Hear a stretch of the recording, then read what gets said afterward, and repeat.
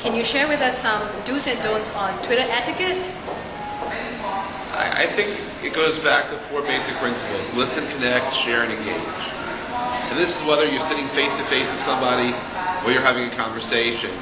You know, when I'm on Twitter, it's not about reading and writing; it's about speaking and listening. When I see people's tweets, I immediately convert them into spoken word. And when I'm writing, I'm actually speaking back to the person. And when you feel those words, it can move you and affect change and otherwise do amazing things. So in terms of listening, yeah, you actually should listen to what people are saying. You need to connect at a level that's meaningful to you. Share information that makes you valuable to the people who you're connecting with. If you're not sharing and you're not giving, then what are you doing? And at the end of the day, engagement's where it's all about. So don't pretend to be here. Don't be a phony. If you're here and making a meaningful experience for everyone around you. So that if look, politicians who only use social media platforms to get elected, if they don't use the same platforms when they're in office, they will not be reelected. Period. There's a level of transparency, authenticity, and everything else when it comes to the respect that you earn. I mean, then again, if you follow 1,000 people but only speak to 3 people each day, make it a point to actually reach out to some of the other people who you're following and say hello. Because if everybody's listening and nobody's talking, no conversation's going on. So I would, you want to be careful about that. So and there's never, I think, a right and wrong way to do engagement. I think it's a matter of just connecting. And so, when you're committed to these things, it flows naturally. I don't really look. Most people who have been on these platforms didn't read any handbooks on how to use it. They just went on naturally and used it. And I think that's what makes it real for everyone. Is that it's a learning process. There are no rules. There may be etiquette to follow, but imagine, one of my friends recently complained that she was following 100 people, but no one ever said hello to her. And I said, that's interesting, but look at the cafe we're in.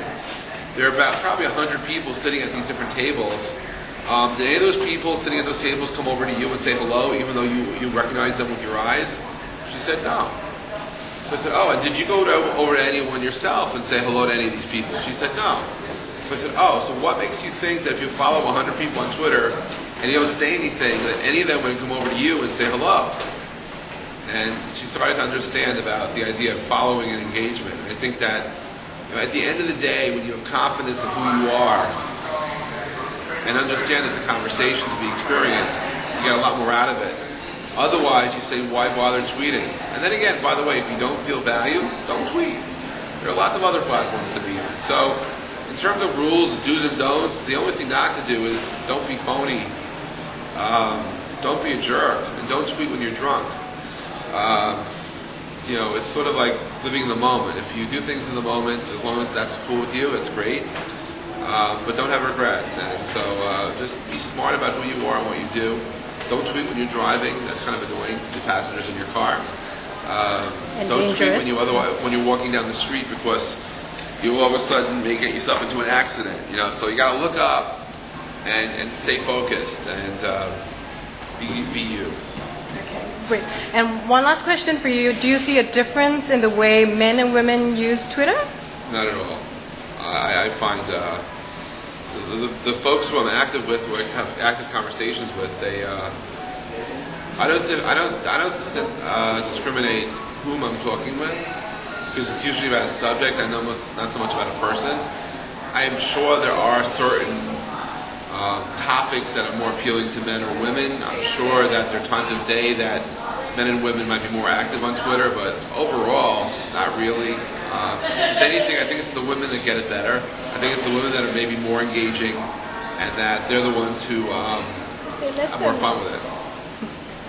Thank you so much, Jeff, and I look forward to seeing you at the Internet Week party.